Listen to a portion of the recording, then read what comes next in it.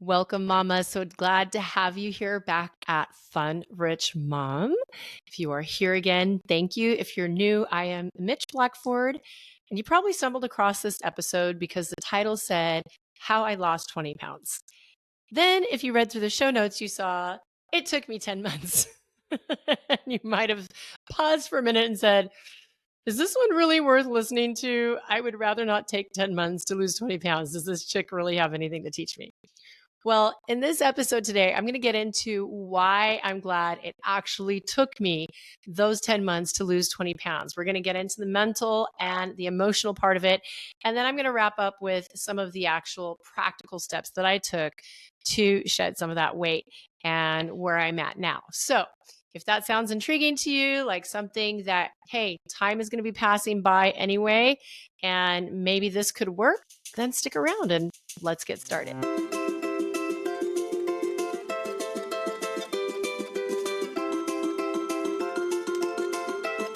If I had to say there was a time that I started noticing a difference of weight and people and how they looked, I want to say it goes back as far as being maybe like 3 years old, right? It started really young for me. Now, I have always been tall, usually taller than most of the other women around me. And I also, I tend to carry weight well, which is nice. Most people don't think I weigh as much as I do. And at the same time, I also tend to be thicker. And I've always had I had the chipmunk cheeks. When I was a kid, I used to do the jokes like this where, I squeeze the cheeks forward, and I can't remember them now. I can't believe I can't remember them because I had to say them so many times. Everybody would be like, do the chubby cheeks. But I had these really big cheeks. So it gave me this perception when I compared myself to other kids my age or my friends who were usually always very tiny, rather short, just very thin framed, that I had a misconception that from what I saw in the mirror from here up, it was big and round, and I was tall, and I was not thin framed. So I always thought that I was extra heavy, that I was fat, that I didn't compare. And it really sucks that it started at such a young age. Now, that being said, it wasn't like the primary concern all throughout my childhood, right? I had a pretty normal childhood, and, it wasn't a preoccupation. However, it was something that I definitely noticed and would be on my mind. And in the meanwhile, I looked at a lot of adults that were around me in the community that I grew up in and, some of my family members. And there was a lot of people that carried extra weight. And so my perception was as you get older, this is kind of what happens. And I didn't want to necessarily have that happen. So fortunately, I was a very active kid and I've continued to be active throughout my adult life. I love exercise. I love going for runs outside if it's not in Texas because it's a little humid here. I love hiking. I just love activity. My body likes to be in motion, even if I'm sitting still. Andrew's always like, can you just be still? I just have a wiggly body. So that worked out in my favor. However, that doesn't mean that there were some things along the way that set me up to eventually get into the yo-yo cycle of high weight, low weight, high weight, low weight, and even to end up with an eating disorder. So that being said, I got a little bit curious about what's going on in the United States today regarding obesity and eating disorders. So I looked it up, and according to the CDC, their most recent statistics, actually were around 2020, is that 41.9% of people in the adults in the United States are obese. So about 100 million people, and then 22 million of those people are considered severely obese. And that's over a 10% increase from the decade before, which I find really interesting because if we keep going down that path, that's not really setting us up for a very healthy future. And then when I got into eating disorders, it said that about 20 million women will have eating disorders at any given time and about 10 million men, which was also another thing that just made me really sad because having been there, I know what a pain in the butt and how painful it can be. But this is where it really got me, especially as a mom. According to, I'm going to look at it because I want to make sure, eatingrecoverycenter.com, there was a spike in kids under the age of 12, 119% increase being admitted to the hospital due to eating disorders. And that it hurt my heart, because to be that young and to already be what I consider a slave to food is just heartbreaking, because I know how that can set up the rest of your years to follow. So, getting back to my story and why I bring those numbers up is because around 19, 20 years old, like I said, I was always taller. I always kind of joked around that, my best friend, she was still this day, she's a gorgeous woman, but she's gorgeous. Just, I mean, like 5'2", petite, beautiful curves, big brown eyes, just gorgeous inside and out. And here I would come lumbering beside her and I'd be like, ho, ho, ho, green giant. That's kind of what I felt like anytime that like guys would come up. Come on, high school, what are we thinking? We got all those hormones raging, right? And of course, they would just like, woo, beeline to her because she's just this beautiful, amazing person. And I'd just be kind of in the background, like, hey, I'm right here. And so that perception continued to build that something was wrong with me. And the quickest and easiest thing to distinguish between us was the difference in our size.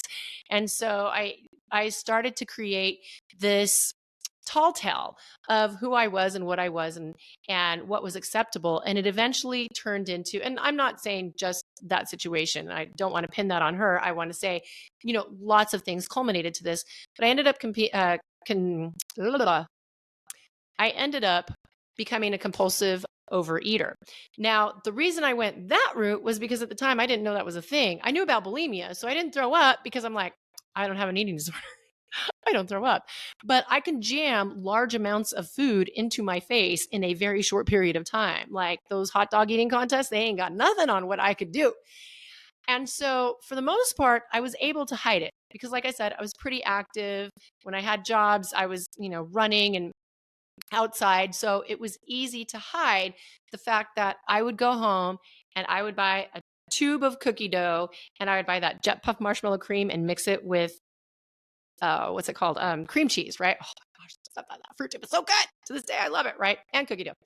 And I would literally just shove that stuff down as fast as possible. I don't even think I tasted it, but it was just a way to avoid, to numb, to fill myself up where I couldn't fill myself up with my own self-confidence, right? And of course, it never fixed the problem. In fact, it made me feel worse, which is just so crazy and ironic, the fact that we keep going to it. And I remember when it finally got to the point where I went to seek help. I was no longer working at the job where I was outside and running. I was in an office. Oh, for the love of offices. I realized I cannot work in an office because there's always food around and you just mindlessly eat. Oh, someone has donuts, someone has birthday cake, someone has M&Ms on their desk. And before you know it, you've just kind of grabbed a little bit of this, a little bit of that, a little bit of this, right? And you're sitting all day. And so there was 1 month where I gained 25 pounds in 1 month. And I remember I had come home and I had my cookie dough, my tube of cookie dough, and I had my Jet Puff marshmallow cream and my cream cheese, and I mixed it up. And I sat down, and of course, no one was home, so they couldn't see. I stuffed that cookie dough so fast. I know it was chocolate chip cookie dough because that's all I would buy, but I couldn't even tell you by the flavor because I just ate it so fast. And I started to eat the little fruit dip, the cream, cream cheese and Jet Puff. And all of a sudden I stopped and I put it down and I realized I'm like, oh my gosh, I have got to stop this. I have got to stop. What is wrong with me? And so I went and I put the fruit cream in the fridge. And then I proceeded to pace back and forth, back and forth, back and forth until I swear I almost wore a hole in the floor with how much pacing I was doing until I couldn't stand it anymore. And I just ripped that fridge door open, grabbed that bowl out and just shoved it down so fast. It was probably less than 30 seconds that all of that took place once I got the door open and finished it like to the last finger licking drop. And I sat down and I just started bawling. And again, just realized I have a problem. What is wrong with me? I literally cannot stop myself from eating this stuff. And I'm thinking about it, right? I'm thinking about my next time when I can sneak away and eat something, or when I'm in front of people, if I eat 2 donuts, would they notice that I had two? It was just consuming my life and I hated it. So fortunately at that time, I happened to be going to university and they had free counseling sessions, or therapy sessions available with their students that were in the psychology department. So I made a decision at that point. I said, let me go ahead and I'm going to make a call. I need help. This is something I cannot do on my own. And I was too ashamed and embarrassed to talk to anyone in my family about it. In fact, I had a friend who confronted me. She says, I think you might have a problem and I want to help you. And oh, no, no, no. I don't know what you're talking about. I have no problem. I was so embarrassed. Even to my best friend, I couldn't admit something like that, how much I was failing and how much lack of control I had. So at least this way I could go in and talk to someone who I didn't know and I wasn't going to run into on a social basis. And so I went in, and when I started talking to her about it, she said, well, have you ever heard of Overeaters Anonymous? And I hadn't at that point. So she said, well, why don't you go and check it out? So I did. I was driving there and I had this misconception that people with eating disorders were going to be very large, right? Because I don't know, that was just the idea that I had put in my head. And I was certain, because even though I had gained 25 pounds, I just looked a little thick, right? You could tell I was carrying some extra weight, but I wasn't particularly, noticeable, right? And noticeable for me, but not noticeable, if that makes sense. And so I was telling myself all sorts of tall tales the whole way there, that as soon as I got there, they were going to laugh at me. They were going to kick me out and say, get out of here, little girl. You're just looking for attention. You don't know what real problems are. I'm just making up all of this stuff about how I'm going to fail, right? One more time, that I'm not going to be accepted in this space. And so fortunately, I got past it. I went inside. I'm like, just get in there, just get in there. And I sat down. And what happens is you sit down in a circle and then they all start going around telling their name and their story. And I would imagine if you've ever been to any sort of anonymous meeting, it kind of goes the same way. What happened as they each started telling what was going on with them, it was as if each person had opened up my mind and was telling a little piece of my story. And I remember, just, if I don't know if I looked like my jaw was dropped down to the, all the way open or anything, but that's what it felt like. I was literally feeling like, what? There are other people who feel like me. I'm not alone. I'm not the only one that feels like this. I'm not a freak. Like, this is literally what's going through my head. And it was just so healing in that moment to know I wasn't alone, to know I wasn't the only one going through this struggle. And so I have to admit, I only went one time. Fortunately, that one time made a big enough impression that the next month I dropped 20 of those 25 pounds that I had gained. And it was just because listening to those stories and knowing I wasn't the only one gave me the freedom to stop depending on those food binges. That being said, I've had this whole lifetime of programming and this really intense experience with food that I have carried with me throughout the rest of my years. So there are times where it's no big deal, right? I go to a party, there's food out, I might have a little bit too much to eat, but it's nothing out of the ordinary.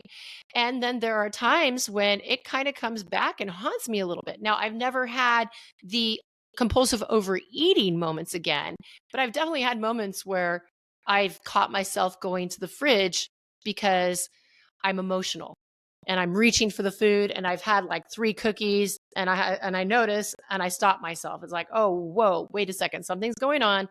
I need to recognize what I'm eating for, because it's not because I'm hungry. It's just because I'm trying to comfort. Or, like the chips come out at night and it's like, well, I want some too, or whatever it is. And then there's been times where it has hit me, like I've been at a party and I have to walk away from the food because I'm like, is anyone else staring at the cake like me? Is anyone else hanging on by the edge of their nails, trying not to just eat a lot of this food? And it's not a fun place to be. So that has led to some yo-yoing in weight throughout my life. And I've tried some different diets. And like I said, the one thing that's been consistent for me is exercise. And it's funny because even if you exercise, guess what? You can gain weight. That food really counts for a lot.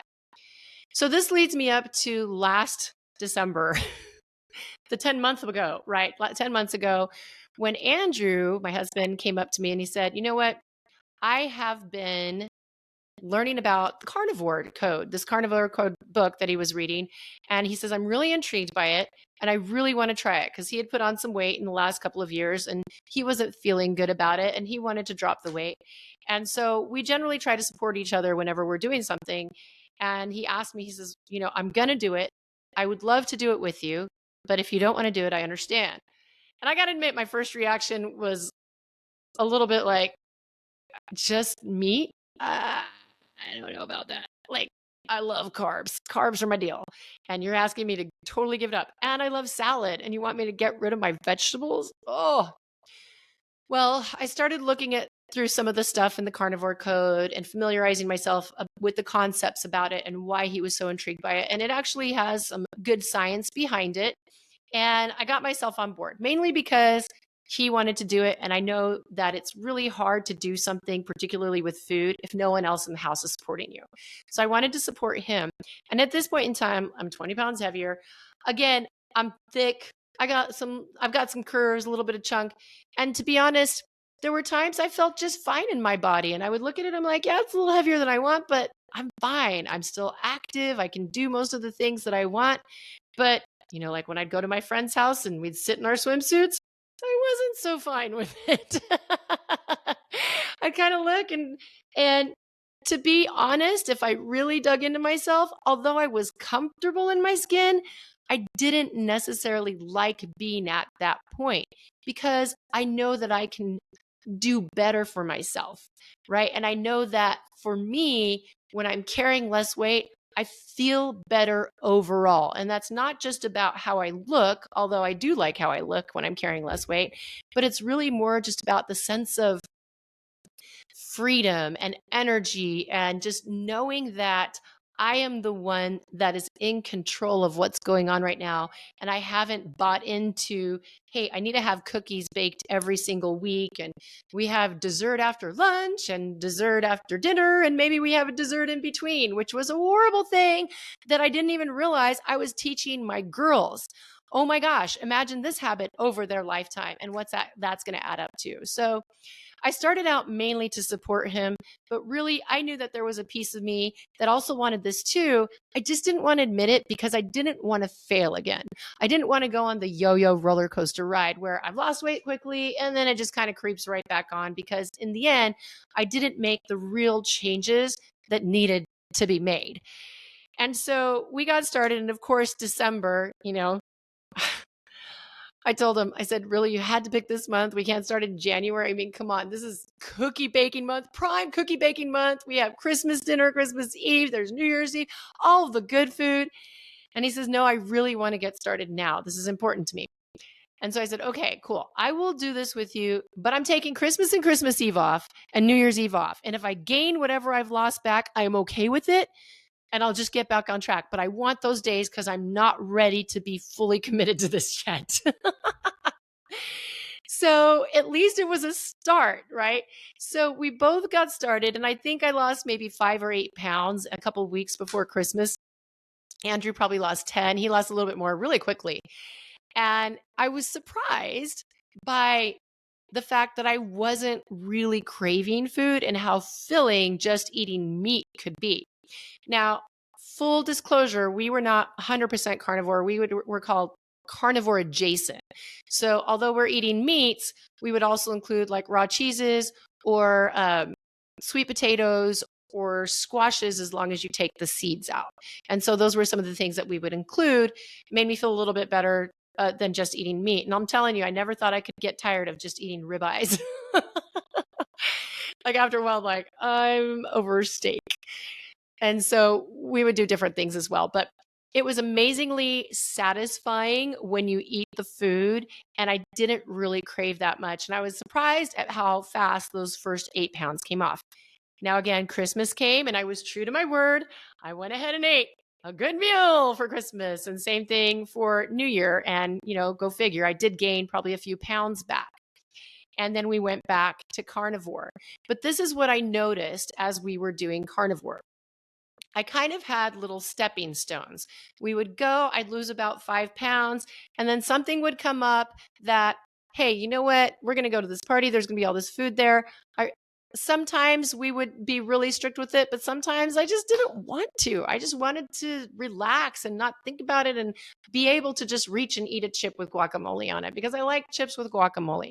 And so what happened is every time we would do that, I'd kind of lose 5 pounds, sit there for like a month, maybe gain a pound, lose an extra pound, and play between this 2 to 3 pound range, right? Which seems like, what's the point?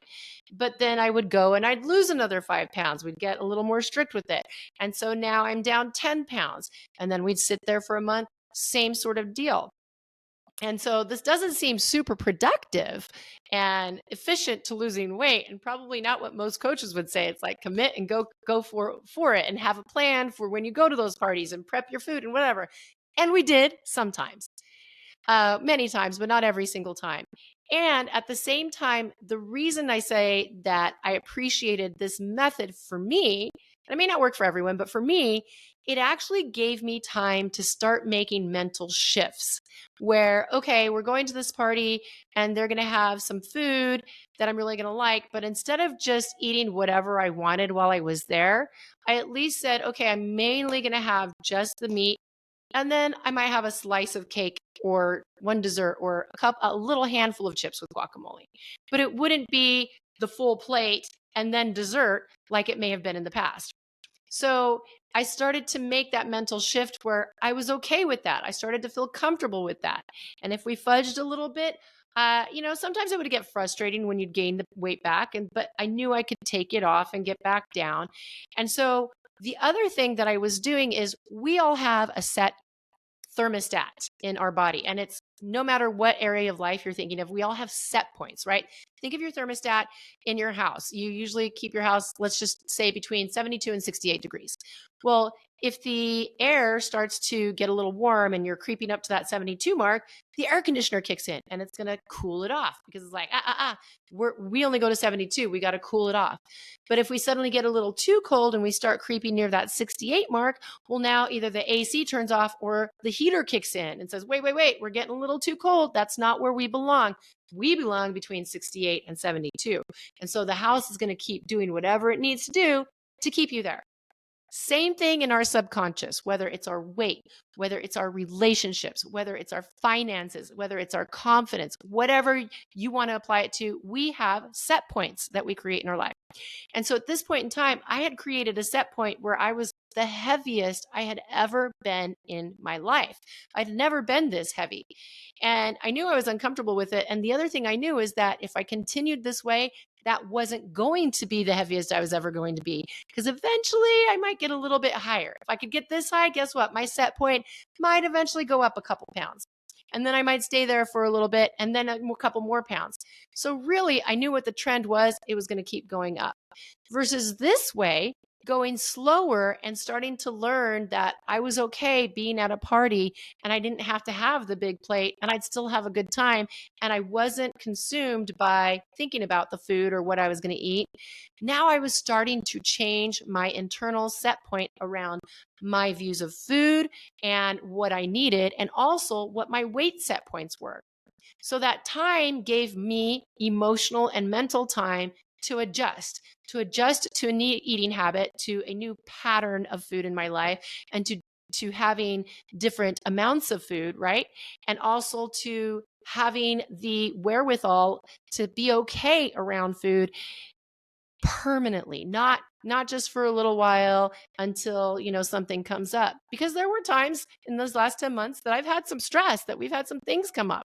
And I would kind of go like, and I realized, no, I don't really need that right now. I don't need that food. Anytime that I really kind of maybe swung up a little bit had more to do with social eating. So that was something that I recognized. Okay, social eating is now starting to be a thing for me that maybe I need to pay attention to. It's not really more emotional eating that I'm going to anymore. It's social eating when I'm out. And so now I had the time to really recognize patterns in my life and what was driving me to food and when. And so, with taking away all of the anxiety around, I have to lose weight this fast, I have my goal, I need to be in a bikini by this time, or whatever, taking that away gave me the time and the space and the peace to start making those shifts and see patterns that I may have missed so that I could work on them.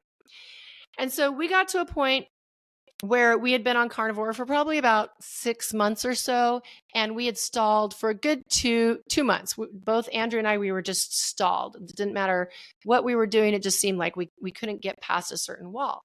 Well, around this same time, Andrew had a student at work who happened to be a professional bodybuilder competition person.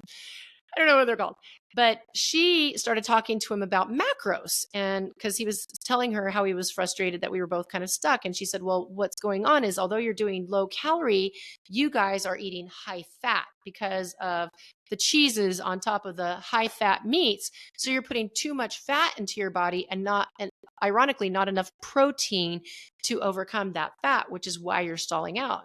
And we're like, oh, well, that makes sense. So she talked to us about macros and following macros, which basically means you look at the percentages of the types of food that you're putting into your body. So, for example, carbohydrates, proteins, and fats. Those are the things that you look at. And then you look at your calories as well. So we got onto MyFitnessPal, which is a free app that you can use. And she started us, she said, for me, I started at 30% protein, 50% fat, and 20% carbohydrates. And you're thinking, you're like, but wait, didn't she say you were having too much fat? Well, I was having way more fat than that, apparently. And what was cool is we could incorporate pretty much any food that we wanted, which for me, although I appreciated the carnivore, I was ready to bring some other foods back into my life. Although now I knew, like, for example, cabbage, not a good thing for me. It totally bloats me. So I stopped eating those prepackaged cabbage foods, right? And a little few other things that I really noticed along carnivore. So although carnivore was good and served its purpose for us, we realized it wasn't the long-term plan. It wasn't going to be sustainable for us. And that's what I was really looking for. Both of us at this point, we're looking for sustainability, a long-term something we can stick with. And so going back to how I love sweets, I realized, hey, you know what? I can put a sweet in where it's planned and portioned, where it fits in and it's not going to blow my day. And I still get something every day that's like a little treat. And now it was a total mind change from where I used to be. I shifted from, oh, there's a cookie on the counter. Oh, I need another one, right? Because it's in front of me, to I remember when we first started the macros, I got these, a back of the cookie dough, the squares, and the squares were probably an inch big, right? An inch ball, so to speak. And that fit into my macros to have one of those cookie squares that was an inch ball all the way around. And it would be funny because in the past, like I said, I'd eat a whole tube and I wouldn't even taste it and be gone in like 2 seconds flat. And now I would take the little cookie dough square and I was just so grateful to have this little sweet treat. And I didn't feel like I had to eat the whole package. I grabbed the little thing out, I put the package back, and I would nibble on it. And I would sit there and I would just savor the flavor, which is something I hadn't done in a long time.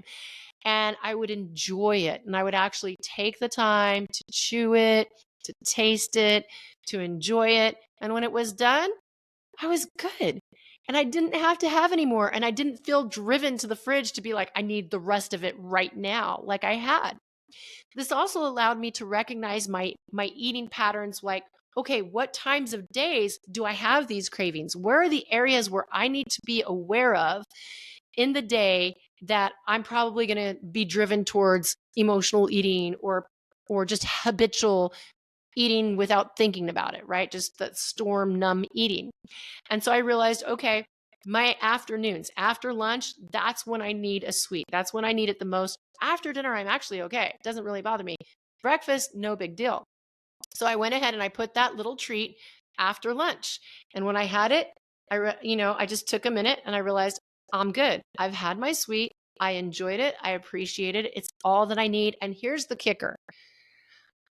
I can have more tomorrow. So I don't need to go and eat the whole package today, which is kind of this mindset of when you get into compulsive overeating that I'm never going to eat this stuff again. I'm never going to do this again. So I'm going to eat it all right now.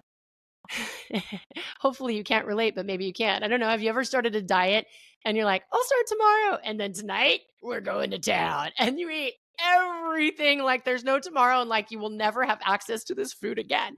And I think that's where we mess up. We set ourselves up for failure because we think it's going to totally derail us if I ever have a piece of cookie again or if I ever have an ice cream again. And it's not. It's all about creating that moderation, making sure that it fits into your space and just planning it out. So I've really enjoyed the macros because I've started incorporating a lot of different foods. I have my salads back. I'm so happy to have my salads back. I remember, one night I had spaghetti. I was surprised. I looked at my macros and I had been mainly lean throughout the day. And we had spaghetti at our life group. And I looked at my macros. I'm like, dude, I get a cup of spaghetti. I get that whole thing. And guess what? I didn't gain any weight the next day because it fit within what I could eat. Now, that being said, there's, a couple of days here where all of a sudden the macros ended up for the first 2 weeks, I wasn't changing weight at all. And I was getting really frustrated because Andrew switched to the macros and he dropped weight really fast again. And that's always super frustrating when you're doing the same thing with your husband or your wife and they get the results and you don't. And you're like, oh my gosh, I am doing this right. And then all of a sudden I dropped 5 pounds. Like I went 2 weeks with nothing and then 5 pounds just flipped right off. And all of a sudden, I finally noticed the changes in my body. I felt the difference in my clothes. I could see the difference in the way I looked. I felt the difference. I literally would get up and I could feel that I was lighter. And then we've also been exercising more because you get a few more grams of each thing in your day if you want to, or you take the deficit and you lose more. And so it's become kind of this fun little game. And then I also still have, for example, the other night, it was my friend's birthday party. And so I could plan my day around the fact that I knew that I was going to be at a party with different things that night. And then I could also decide, okay, there's going to be some queso there. I don't usually eat queso, but this was really good stuff. Or guacamole or a hamburger with a bun. I don't usually eat the hamburger with the bun because the bun is going to throw my carbs a little higher. And I'm totally okay with that. But sometimes there's a good bun. You just want to eat it. So I took into consideration what was nice is I was able to think about it in advance and say, do I want to just work my macros and kind of plan out what I'm going to eat? Or am I okay if I stick basically to it? And if I go a little over and maybe I gain a pound tomorrow because of it, am I okay with that? And so I made the decision in advance. And then the day after, what's cool is I'm happy. It doesn't matter if I went ahead and I gained the pound because I already told myself, you're okay with this. And it's a night only and we get back on track. That is the other thing is I used to do like, oh, I messed up. I may as well just go eat the world now. I'm done with the diet because I messed up and, this isn't working anymore. And my mindset has shifted now where it's like, no, I told myself I gave myself permission to be a little playful with food last night. It didn't own me, but I enjoyed it. I didn't go overboard and it was a little out of my macros. So I gained a little bit, but it's not the end of the world. And now I'm back on track and I'm right back and losing the weight again. And so now that's a totally different place to be with food because it's an empowered place. I don't feel owned by it. It's just really cool. Now, back to macros with the how-tos, I will tell you this. I sure do understand why bodybuilders eat the same freaking thing all the time because it takes a lot of planning. Every single food that you eat is going to change up. Oh, now my carb count's here, right? And then your calorie count. And it's kind of, it's time intensive up front because you literally track everything that you eat. And I know that many people, when they say, if you want to lose weight, track everything that you eat. I'm talking even the nibbles. And it makes a big difference because you'll start to see, oh my gosh, I really do eat a lot of this. Or when I'm prepping food, I didn't realize how many bites I take. If I throw some chips on the plate for the girls, I have a couple of chips, right? And then there's chips on my plate later. And then if they don't finish their sandwich, I'll just take that last bite. And you realize, holy cow, this is why my set point started going up because I'm freaking eating everybody else's food too while I'm prepping. And then when they don't finish and it's just there. So these little things sneak up at you. So this makes you more aware of what you've got going on. And so now it's gotten to the point where when I fix foods, I don't snack on it. I just fix the food and I don't feel like I'm missing out because I know that I've planned for the food that I want and I still get to eat it. And if I want more, guess what? Tomorrow's another day that I get more. So that's why it has taken me 10 months to lose 20 pounds. I still am on the journey. There's some more that I want to go, not because I feel like I have to or that I need to look a certain way, but it's because I know that I have more left in me that I want to do.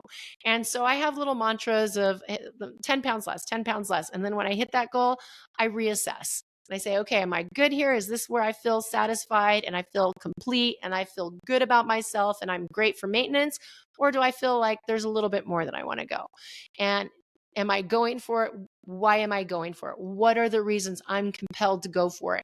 And it is reasons that make me feel good, that are empowering, or are they reasons that I'm feeling needy and that I'm fulfilling on something that I'm missing? And so looking at it in a whole different way just is such a breath of relief. Such a breath of relief.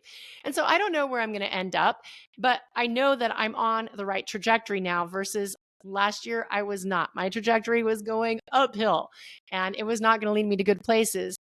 And here is like the golden part that I absolutely love. My favorite story from all of this is, the girls have been watching us. They've been seeing, daddy's belly has gone down, mommy's, that we're just changing our shape, that we're exercising more.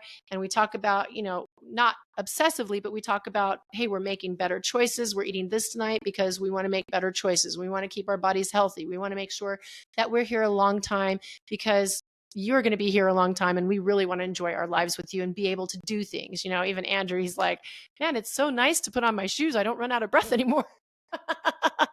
For me, oh my gosh, I don't know if you've ever been there, but when I used to cross my legs, I had to kind of grab a little and pull over a little extra because that chunky fat kind of kept my legs from fully crossing. And now the other day, this is maybe a week ago, I crossed my legs and I was going back and forth and all of a sudden I stopped and realized I'm like, oh my gosh, my legs cross and stay. Don't have to pull it over. So that was really cool. But back to this story was, our girls have been paying attention. We've told them, hey, no food is bad. No food is good. Food is food. Some are healthier options that are going to give you better fuel, do better things for your body. Some things aren't the best option, and it doesn't mean you can't eat them. And so we were going to church the other day, and at the kids' church, they always have boxes of donuts for the kids. Why do they do this? I don't know, because I teach there and they're all super hyper. But anyway, different point. So my girls would always get a donut every day for, however many years. Well, we went in, this was probably a couple months ago. We went in and Ezra, my youngest, just turns around and looks at me and she said, you know what, Mom, I want to make healthier choices. I'm not going to have a donut. And she just went past the donuts and she hasn't had a donut at church since. And I'm just like, Mom win. Yes. It made me so excited. And that's not to say that she hasn't had sweets or dessert or whatever, but the fact that she was recognizing it on her own, making her own decision and, just deciding for herself that this is what it means to her. And I've talked to her. I'm like, okay, well, what do you mean by that? Well, I just want to be able to do what I want. I want to have a healthy body.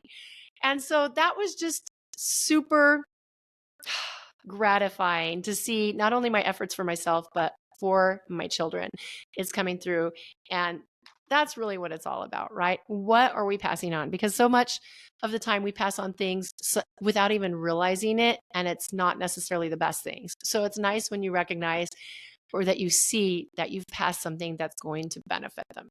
So with that, there is my 10-month journey. Hopefully that's given you some excitement or some hope or some how-tos, right? If you have any questions or you want more specific details on either carnivore or macros or whatever, email me. I would love to help you out with that or just hear about your journey. You can email me at hello@funrichmom.com. You can drop a comment and share this episode with someone who you think could benefit from hearing about it. I would love that as well. And of course, I've got a little joke for you. I don't think I've told you guys this one. If I have, I'm sorry, but it's appropriate. What did the cupcake say to the frosting? I'm muffin without you. I like that one.